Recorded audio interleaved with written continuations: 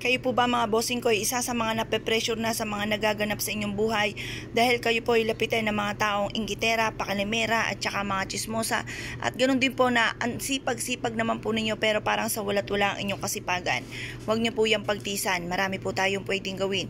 Bukod sa sipag at tiyaga at huwag kang makakalimot magdasal at pagiging positibo dapat po sa buhay, kaya ayuda rin po ng salita ng mga magaganda.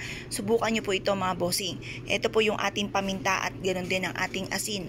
Humarap po kayo sa may silangan. Ibulong nyo po dito ang lahat ng mga pagsubok nyong pinagdadaanan at sabihin nyo dito hindi nyo na po ito muli pang mararanasan at masolusyonan na kung ano man ang mga problema nyong pinagdadaanan. At pagkatapos ito mga bossing, i-wish nyo rin po na sa pamamagitan ng iyong sipag at tiyaga at sa ganito mga pamamaraan at panalangin sa mahal na Panginoon, kayo po ay magtatagumpay sa buhay. Lahat ng mga pangarap nyo matutupad. Mabibili nyo lahat ang mga pangangailangan. At sabihin nyo na po dito kung ano man yung nais mo ninyo. Halimbawa, meron kayong negosyo. Dito sa akin negosyo ay dito na ako yayaman. Nagpaplano kayo na gumawa magtayo ng isang negosyo. Sabihin nyo po dito sa aking itatayong negosyo ay dito na ako yayaman. Sabihin nyo na lahat ng mula sa inyong pong puso na walang gamit na sana direct to the point ang lahat ng inyong mga kahilingan.